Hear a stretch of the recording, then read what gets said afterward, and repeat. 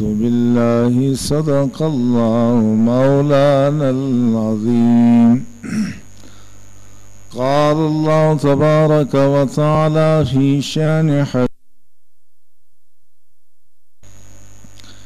इन्नल्लाहा व मलाइकतहु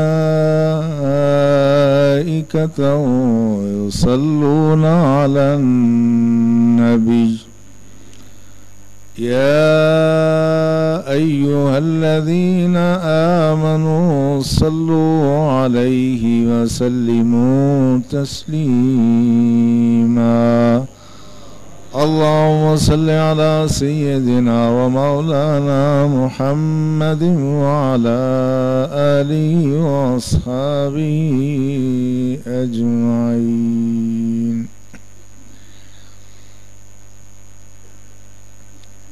लायक़ एहतराम बरादरान इस्लाम, गुज़श्ता जुम्मतुल मुबारक के खुतबे में हमने रसूलुल्लाह सल्लल्लाहु अलैहि वसल्लम कि अखलाक़ आलिया में से एक अहम खुल्क सदाकत का ज़िक्र किया था, जिसमें चंद अहादीस की रोशनी में ये बात वाज़े करने की कोशिश की गई थी कि रसूलुल्लाह सल्लल्लाहु अलैहि वसल्लम ऐलान नबुव्वत से पहले ही इतने सच्चे थे, सच की इतनी पासदारी करते थे कि आपके बदतरीन दुश्मन भी आपको सादिक और अमीन कहते थे। और रसूलुल्लाह सल्लल्लाहु अलैहि वसल्लम की जो सिफतें सिद्क़ हैं, सच्चाई है, यूं तो सारी सिफात ही रसूलुल्लाह सल्लल्लाहु अलैहि वसल्लम में कमाल पर हैं, लेकिन सदाकत और अमानत की ये दो खुसूसियात ऐसी हैं जो ऐलान नबुव्वत से पहले भी बहुत नुमायां थी। और ये सदाकत एक ऐसा वस्फ है कि कोई शख्स अगर सच बोलता रहे पूरे इस्तिकामत के साथ, पूरी तवज्जो और कोशिश के साथ, जब कोई शख्स ये फैसला कर ले कि मैंने अपनी ज़बान से झूठ अदा नहीं करना, तो आहिस्ता आहिस्ता उसका मकाम और मर्तबा अल्लाह के नज़दीक ही बुलंद होता रहता है, बंदों के नज़दीक ही बुलंद होता रहता है। अब सादिक और अमीन या सिद्दीक आदमी एक दिन में नहीं बनता। इसके लिए उम्र गरा माया का एक बहुत बड़ा हिस्सा सर्व करना पड़ता है। तो आदमी के अंदर सिर्फ की एक ऐसी खासियत पैदा हो जाती है कि अल्लाह उसका नाम सच्चे लोगों में लिख देता है। हदीस में आता है, रसूलुल्लाह सल्लल्लाहु अलैहि वसल्लम ने फरमाया, इन्न सिद्का यहदी इलल बिर, ये सच बोलना आदमी को नेक अमल की तरफ ले जाता है। व इन्नल बिर्रा यहदी इलल जन्ना, और नेक अमल ये आदमी को जन्नत की तरफ ले जाता है। व इन्नर रजुला ला यस्दु हत्ता युक्तबा इंदल्लाह सिद्दीका, आदमी सच बोलता रहता है, सच बोलता रहता है, यहां तक कि अल्लाह के यहां उसको सिद्दीक करार दे दिया जाता है कि ये बहुत सच्चा इंसान है। और फिर फरमाया, इन्नल कज़िबा यहदी इलन नार, इन्नल कज़िबा यहदी इलल फुजूर, और ये झूठ आदमी को बुराई की तरफ ले जाता है। व इन्नल फुजूर यहदी इलन नार, और ये फुजूर यानी बदअमली आदमी को आग की तरफ ले जाती है। व इन्नर रजुला ला यकज़िब हत्ता युक्तबा इंदल्लाह कज़्ज़ाबा, आदमी झूठ बोलता रहता है, झूठ बोलता रहता है, यहां तक कि अल्लाह के नजदीक उसको बहुत बड़ा झूठा करार दे दिया जाता है।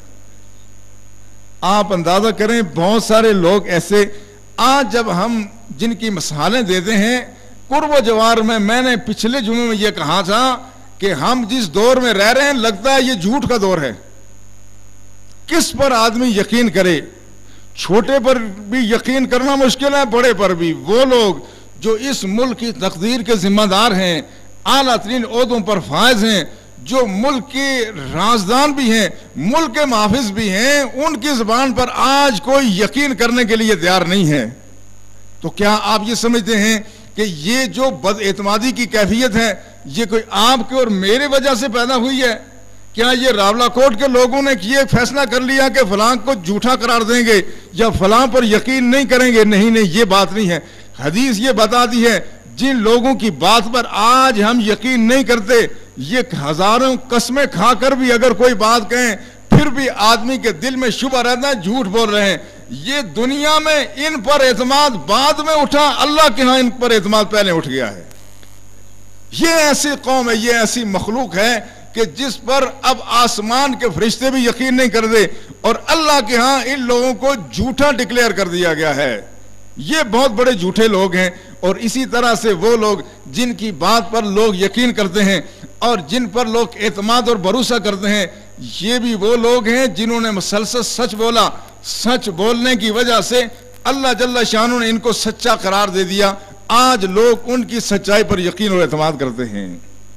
और सच्चा आदमी जिस शोबा जिंदगी में हो वो उसमें हमेशा कामयाब और कामरान रहता है, और झूठा आदमी जिस शोबा जिंदगी में हो हमेशा नाकाम और नामराद ही रहता है।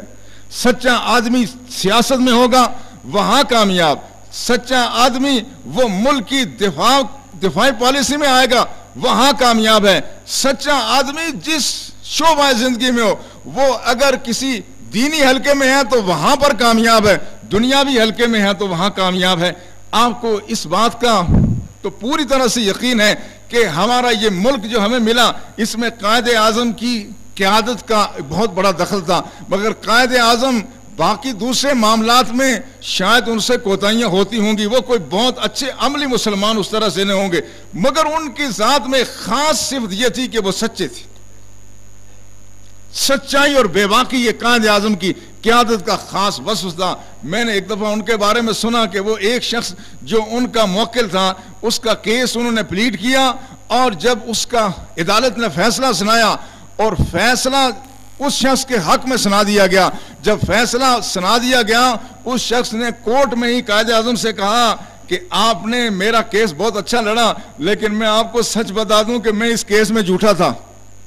आप फौरन जज की तरफ पलटे और कहा कि मेरे मुवक्किल ने पहले जो मुझे मवाद दिया उसकी बुनियाद पर मैंने ये केस लड़ा था, लिहाजा आपने इसके हक में फैसला दे दिया। अभी इसने इस बात का एतराफ किया कि ये झूठा है, लिहाजा मैं इस केस से विड्रा होता हूं और मैं आपसे ये कहूंगा कि इसके खिलाफ फैसला दे दिया जाए। तो जज ने फौरन उसके खिलाफ फैसला दे दिया। ये वो लोग थे, ये सच्चे लोग थे। ये अगर प्रैक्टिस कर रहे हैं, वो अदालत में हैं तो सच्चे हैं, वकील की हैसियत से सच्चे हैं, एक फर्द की वकालत करते हैं तो सच्चे हैं, पूरी कौम की वकालत करते हैं तो सच्चे हैं। जो शख्स एक फर्द की वकालत में झूठ बोलता है वो कौम की वकालत में कैसे सच बोल सकता है? इसलिए कि झूठ बोलते बोलते आदमी उस मकाम पर चला जाता है, फिर उस पे सच और झूठ में कोई फर्क बाकी नहीं रहता।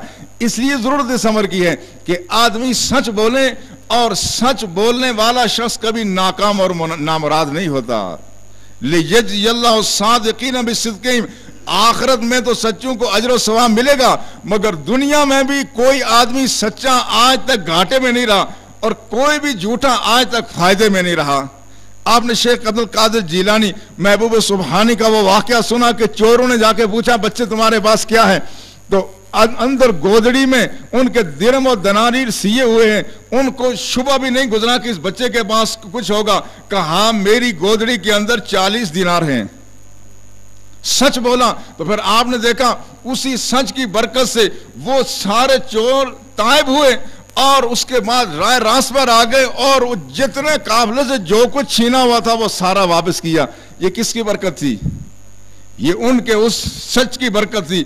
एक दफा शायद मैंने पीर गोलवी रहमतुल्लाह ताला, पीर मेर अली शाह साहब रहमतुल्लाह अलैह के वालिद मौलाना लुत्फुल्लाह अलीगढ़ का शायद वाकया आपको सुनाया या नहीं सुनाया कि वो एक दफा किसी बारात के साथ जा रहे थे तो रास्ते में चोरों ने घेर लिया। जब घेरा मस्तूरात भी साथ थी तो उन्होंने कहा भाई याद रखो हमारे करीब नहीं आना, तुम्हें अगर पैसा चाहिए, आप जेवरात चाहिए, नकदी चाहिए, जो हमारे पास है तुम्हें दे देंगे, तुम दूर खड़े रहो, हमारे मस्तूरात की बेहुरमती नहीं करना। सब मस्तूरात से जो जेवर सोना चांदी था वो सारा नकदी लेके उनके हवाले किया। जब वो वापस चले गए, चोर थोड़े दूर गए, पीछे एक बच्ची ने कहा, उन्होंने कहा मौलाना मैंने ये चूड़ियां छुपा ली थी, मैंने बचा ली हैं। उन्होंने कहा तुमने तो बड़ा जुल्म कर लिया, मैंने चोरों से वादा किया था, चोरों से वादा किया था कि हम अपने पास कुछ रख के सब तुम्हें दे देंगे, तुम जल्दी से उतारो। मजबूर करके वो चूड़ियां उसकी उतारी और चोरों के पीछे भागना शुरू हो गए। जब चोरों ने भागते हुए देखा, उन्होंने समझा शायद पीछे से कोई और लोग आगे हैं, लिहाजा उन्होंने और भागना शुरू कर दिया। काफी दूर तक गए तो देखा कि वही मौलाना ही पीछे भाग रहे हैं, तो वो रुक गए कि आखिर देखते हैं क्या होता है।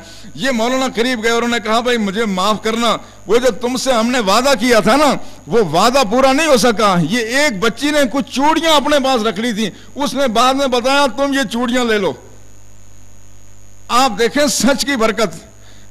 कोई पुलिस और फोर्स उस चोर डाकू को अपनी रविश तब्दील करने पर शायद मजबूर ना कर सके, पुलिस की सख्त तरीन सजाएं भी उसको तब्दील ना कर सके, मगर वो थे चोर। मगर इस अल्लाह के सच्चे बंदे की उस बात का उनके दिल पे इतना असर हुआ, वो डर गए। उन्होंने कहा भाई तुम तो बहुत दरवेश आदमी मालूम होते हो, तुम कोई बहुत खुदा रसीदा बंदे हो, तुम ऐसा करो जो कुछ हमने तुमसे लिया तुम सारा ले लो, ये ना हो कि तुम्हारी वजह से हम पर मुसीबत पड़ जाए। तो सारा कुछ वापस किया। ये चंद मसाले हैं। आज तक किसी ने जो अल्लाह की रजा की खातिर सच बोला, कभी वो दुनिया में नाकाम और नामराद नहीं रहा। लिहाजा जरूरत इस अमर की है कि आदमी सच को अपना वतीरा बना ले, सच को वतीरा बनाए। कहीं खुदा न खास्ता आदमी की जबान से झूठ निकल भी जाए तो आदमी को अंदर ही अंदर नादिम और शर्मिंदा भी होना चाहिए, बेचैन और परेशान भी होना चाहिए, अल्लाह से माफी भी मांगनी चाहिए। उस झूठ की वजह से किसी इंसान का नुकसान हुआ, उसकी तलाफी भी करनी चाहिए। उसके बाद मामूली गलतियां आदमी से होती हैं, लेकिन आदमी ये फैसला कर ले कि सच बोलना ही नहीं है। आज हमारे माशरे में यही हो रहा है, झूठ इतनी बेतकल्लुफी से बोला जा रहा है जितनी जुर्रत से आदमी सच भी नहीं बोल सकता। उसकी वजह से हमारे यहाँ बरकत खत्म हो गई है, गोया कि हम अल्लाह के यहाँ झूठे करार दिए गए। और जब किसी माशरे में, जिस सोसाइटी में कसरत से झूठ बोला जाए, जिस तरह फर्द खुदा के यहाँ झूठा करार पाता है, वो सारा माशरा, वो मुल्क और कौम अल्लाह के यहाँ झूठी करार पा जाती है। इसलिए तौबा की जरूरत है, रुजू अल्लाह की जरूरत है, सच्चाई की जरूरत है। तो रसूलुल्लाह सल्लल्लाहु अलैहि वसल्लम में एक खास सिफ्त तो सच्चाई की थी, और दूसरा जो जाहिलियत में जिस नाम से आप मशहूर थे वो आपकी अमानतदारी थी। लोग आपको सादिक भी कहते और आपको अमीन भी कहते थे। यही वजह थी कि मुशरिकीन मक्का बावजूद इसके कि आपके जान के दुश्मन थे, मगर अमानतें फिर जाके आपके पास ही रखते थे। जब रसूलुल्लाह सल्लल्लाहु अलैहि वसल्लम हिजरत के लिए मदीना तशरीफ ले जाने लगे, उस वक्त भी आपके जान के दुश्मन है, खून के प्यासे हैं, मगर अमानतें लाके फिर आपके पास ही रखते हैं। तो जब रसूलुल्लाह सल्लल्लाहु अलैहि वसल्लम मदीना तैयबा तशरीफ ले जाने लगे तो रसूलुल्लाह सल्लल्लाहु अलैहि वसल्लम को ज्यादा फिक्र मुशरिकीन की अमानतों की थी, अपने खूनी दुश्मनों की अमानत की फिक्र थी। ये अमानत कैसे वापस की जाए। तो आपने हजरत अली को अपने बिस्तर पर भी लेटाया और यह भी ताकीद की कि फला फला फला मुशरिक और काफिर की, मेरे दुश्मन की मेरे पास अमानत मौजूद है, ये उसको वापस लौटा देना। ये रसूलुल्लाह सल्लल्लाहु अलैहि वसल्लम का वो किरदार था, अमानत वाला। तो अमानत दरअसल ये जोहर है, अंबिया कराम का जोहर है। हजरत नूह अलैहिस्सलाम ने भी यही बात कही, इन्नी लकुम नासिहुन अमीन, मैं तुम्हारे लिए नसीहत करने वाला भी हूं, अमीन भी हूं। इन्नी लकुम रसूलुन अमीन, मैं तुम्हारे लिए अल्लाह की तरफ से भेजा हुआ अमानतदार शख्स हूं। सारे अंबिया कराम ने अमानत का हक अदा किया, और इसलिए कुरान हकीम में जहां अहले ईमान जो फलाह याफ्ता हैं, कद अफलहल मोमिनून, वो मोमिन जो फलाह याफ्ता हैं, उनकी एक खास सिफत ये बताई, वल्लज़ीना हुम लिअमानातिहिम व अहदिहिम राऊन, वो लोग हैं जो अपनी अमानतों का भी ख्याल रखते हैं, अपने अहद व पैमान का भी ख्याल रखते हैं। पिछले जुम्मे में हमने जो मुनाफिक की अलामतें 3 और बाद हदीस में 4 जो रवायत जो अलामतें बयान की, उसमें एक अलामत क्या थी, वह इज़ा तुमिना खाना, मुनाफिक वो है जिसको अमानत दी जाए तो खयानत करे। आज हम अमानत का सिर्फ ये मफहूम समझते हैं कि किसी शख्स ने दूसरे को पैसा दे दिया, माल दे दिया, जब वो उससे वापस मांगे तो उसको दे दे तो कहा जाता है कि इसने अमानत वापस कर दी, और न दे उसमें कोई हेरा फेरी कर ले तो हम कहते हैं इसने बदयांती कर दी। मगर अमानत का मफहूम बहुत वसी है। अमानत हर शोबाए जिंदगी में, हर तरफ अमानत का वसी तर मफहूम है, ये हर शोबा जिंदगी को मुहित है। और अमानत अगर किसी कौम से खत्म हो जाए, उस कौम में एतमाद खत्म हो जाता है। जब एतमाद खत्म हो जाए, रसूलुल्लाह सल्लल्लाहु अलैहि वसल्लम ने फरमाया, ला दीना ला ईमान लिमन ला अमानत अला, जो आदमी अमानतदार न उसका कोई दीन नहीं है। वो शख्स जिसके मामलात में अमानत रहो, एक अमानत का मफहूम वो हो गया किसी का माल अपने पास हो और वो आदमी वापस ना करे, उसमें बदयांती कर ले, ये भी बदयांती है। मगर रसूलुल्लाह सल्लल्लाहु अलैहि वसल्लम ने इसकी बहुत सारी सूरतें बयान फरमाई और सहाबा कहते हैं कि हज़रत हुज़ैफा रवायत करते हैं, इमाम बुखारी और मुस्लिम ने इस हदीस को नकल किया, और रसूलुल्लाह ने फरमाया ये अमानत का जौहर आदमी के दिल के अंदर होता है। अमानत कहाँ होती है? फरमाया ये अमानत का जौहर आदमी के दिल के अंदर होता है, और उसमें फिर दीन यानी कुरान और सुन्नत के पढ़ने और समझने से उसमें इजाफा होता है। कोई शख्स अगर फैसला ये कर ले कि मैंने किसी का ऐद और पैमान पूरा नहीं करना, किसी की चीज लेकर के वापस नहीं करनी, मैंने किसी का हक नहीं देना है, मैंने अपने मनसब से इंसाफ नहीं करना, वो अगर सुबह सवेरे उठकर एक बार कुरान भी पढ़ ले, ये कुरान उस पर कोई असर नहीं करता। वो अगर हादीस के कई तराजम पढ़ ले, वो बुखारी मुस्लिम सियासत सारी पढ़ ले, पर रसूलुल्लाह सल्लल्लाहु अलैहि वसल्लम फरमाया ये अमानत का जौहर आदमी के अपने दिल के अंदर होता है। अगर आदमी अमानत का जौहर दिल में रखता हो तो फिर ये कुरान और हदीस उसको फायदा देते हैं, वरना ये कुरान हदीस उसको फायदा नहीं देते। फिर रसूलुल्लाह सल्लल्लाहु अलैहि वसल्लम ने फरमाया एक दौर ऐसा होगा अमानत उठ जाएगी। जब अमानत उठ जाएगी तो आदमी सोएगा तो अमानतदार होगा, जागेगा तो बदअहद होगा, अमानत खत्म होती जाएगी। फिर फरमाया इस अमानत का हदीस का खुलासा ये, फरमाया अमानत का एक निशान बाकी रह जाएगा, और फिर एक मरहला ऐसा आएगा कि लोग इस बात का ताज्जुब से इज़हार करेंगे कि फलां कौम में फलां अमानतदार शख्स है, और फरमाया एक दौर फिर ऐसा होगा कि वो जिसको लोग अमानतदार समझते होंगे उसके दिल में भी राय बराबर ईमान नहीं होगा। ये मरहलावार रसूलुल्लाह ने फरमाया खैरुल कुरून करनी सुम्मा अल्लज़ीना यलूनहुम सुम्मा अल्लज़ीना यलूनहुम, बेहतरीन जमाना मेरा जमाना है, उसके बाद ज़वाल का दौर होगा। हम किस दौर में रह रहे हैं? हम उस दौर में तो अभी नहीं पहुंचे कि जिसमें किसी शख्स जिसके बारे में कहा जाए ये अमानतदार है, उसके पास भी अमानत ना हो और उसके दिल में भी ईमान ना हो। मगर आज हम उससे पहले मरहले पे हैं। कौन से मरहले पे? उस मरहले पे जिसमें नाम लिया जाता है जनाब पूरे PWD में फलां एक शख्स, दो शख्स या तीन शख्स वो अमानतदार हैं, वो रिश्वत नहीं खाते, बाकी सारे खाते हैं। एजी का नाम आए तो एजी में हम गिन के कहते हैं जनाब पूरे एजी में वो फलां शख्स एक या दो हैं, बाकी सब का मामला ऐसे ही है। इल्ला माशाअल्लाह, मैं किसी एक महकमे की बात नहीं कर रहा हूं, मैं उमूमी बात कर रहा हूं। यही बात आप हर शोबा जिंदगी में देखें, जिस शोबा, उस्ताद भी हम भी अब इसमें शामिल हो गए कि कहेंगे जी सिर्फ चंद एक उस्ताद ऐसे हैं जो अपने ध्यानदारी से पढ़ाते हैं, बाकी का मामला सारा ऐसे। ये कौन सा मरहला आ गया है? ये वो मरहला आ गया है। अब हर शोबा जिंदगी में ज़वाल ऐसा है कि जो आदमी किसी महकमे में ध्यानदार हो उसका चर्चा हो जाता है, अवामुन नास तो उसको पसंदीदगी की नजर से देखते हैं, लेकिन महकमे के लोग उसको नापसंदीदगी की नजर से देखते हैं। पुलिस में अगर कोई अमानतदार आ जाए वो बेचारा इस तरह से परेशान होता है, आज इस थाने पे है तो कल उस पे तो परसों उस पे, वो कोर्ट है उस कोने में जाकर खुर्शीदाबाद से उधर कहीं पार निकलता है, कभी जाएगा तो भिम्बर से उस किनारे पार जाएगा, और पूरे महकमे में उसको खतरनाक आदमी समझा जाता है, बेफैज समझा जाता है, ना ये कुछ लेता है ना आगे कुछ देता है। आज हम उस दौर में पहुंच गए। आज अगर किसी शोबा जिंदगी में कोई शख्स है, आज अगर हम गिने, हम कहें कि अच्छा फलां शोबे में कितने लोग अमानतदार होंगे, तो फौरन कहेंगे बस उस शोबे में 1 2 3 4, और जिसमें 4 हो जाएं वो तो बड़ा खुशनसीब है। आज हालत ये हो गई है, सुकड़ करके हम नीचे। क्या ये बात दुरुस्त नहीं है? क्या आप इस बात के गवाह नहीं है? मैं किसी एक महकमे की बात नहीं करता कि खुदा न खास्ता सिर्फ PWD में या शहरात में या AG में, नहीं, ऐसी बात नहीं है। सारे शोबाए जिंदगी में अब ऐसी सूरत हाल पैदा हो गई है।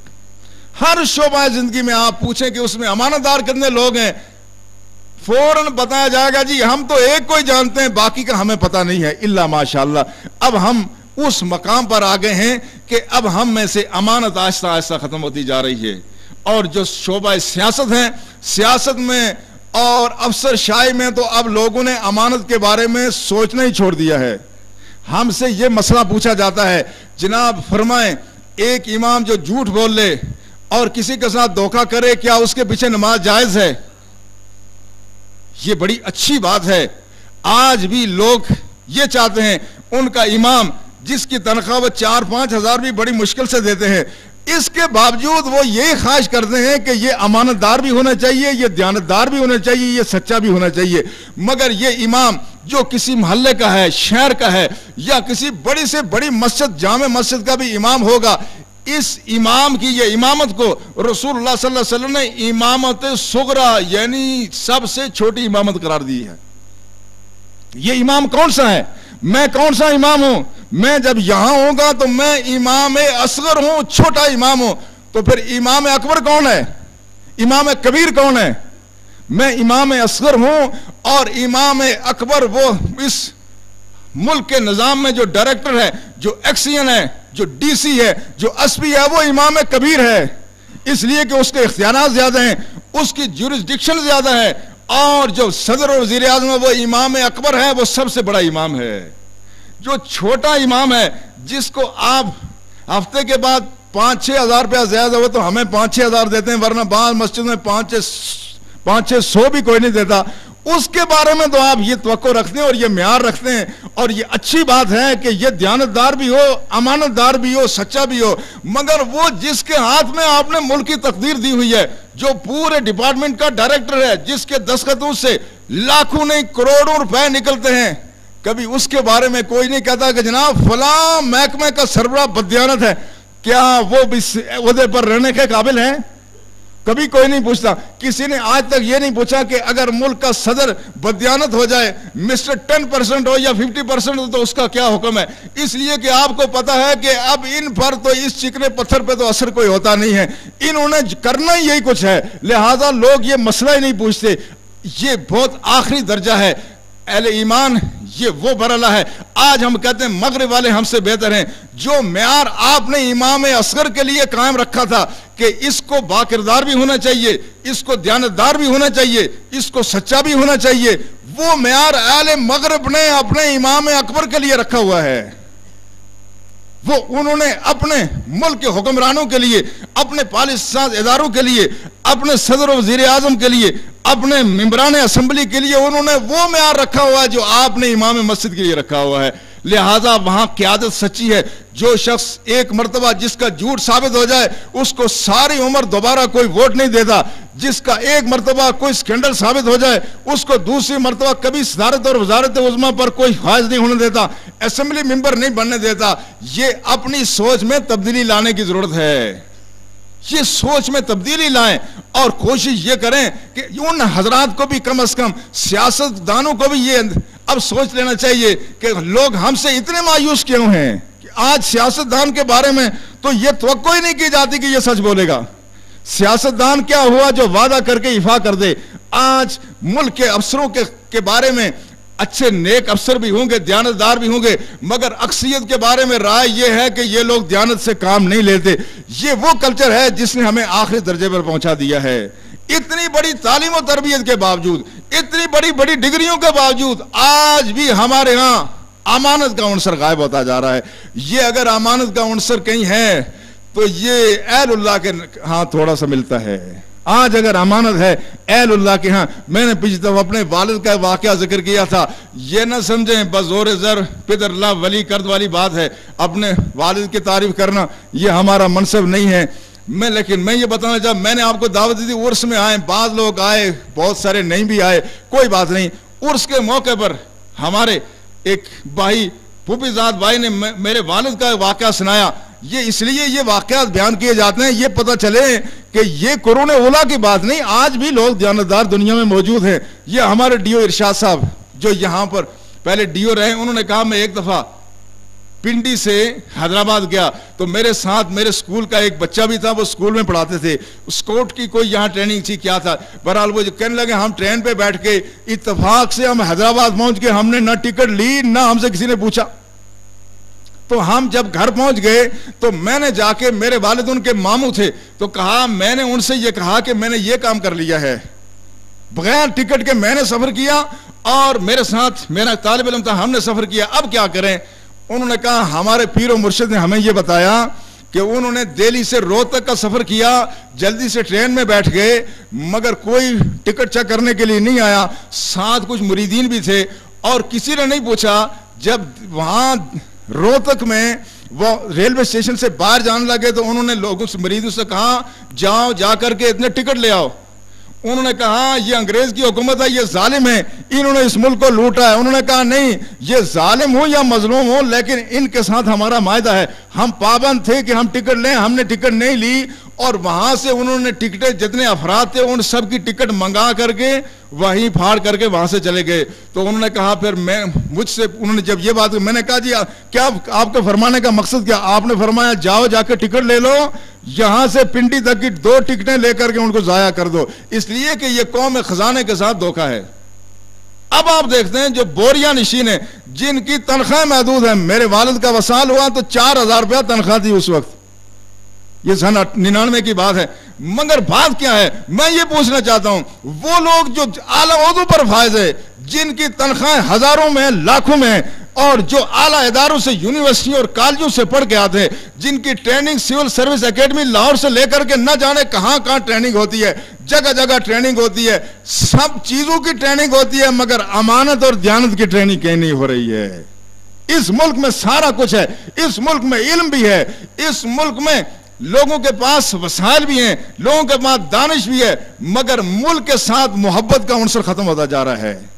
नेशनलिज्म हम में नहीं आ सका। हमने आज तक इस मुल्क को लूटने में अपना कमाल महसूस किया, इस मुल्क को बनाने के लिए हमारे लोग तैयार नहीं हैं।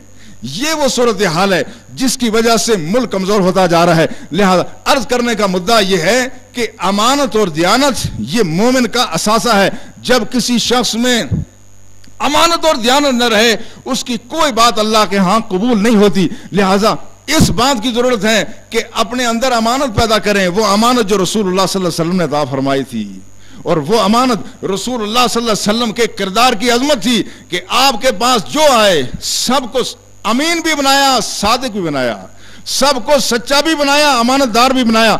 और अरसा कितना था, कोई आपके पास 10 साल रहा, कोई 15 साल रहा, कोई 20 साल रहा, कोई इससे कम रहा, कोई ज्यादा रहा, मगर जितने आपके पास आए उन सबको सादिक भी बनाया और अमीन भी बनाया। यही वजह है हज़रत अबू बकर सिद्दीक रज़ी अल्लाह ताला अन्हु, जिनका कल यौम वसाल था 22 जमादी उस्सानी, जब आपका वसाल होने लगा, जब वसाल होने लगा, अपनी बेटी हजरत आयशा रज़ी अल्लाह ताला अन्हा को बुलाया और कहा, आयशा याद रखो, ये ऊंटनी जिसका हम दूध पिया करते थे, ये कंबल जो मैं ओढ़ा करता था, ये प्याला जिसको हम इस्तेमाल करते थे, अब जब तक मैं मुसलमानों के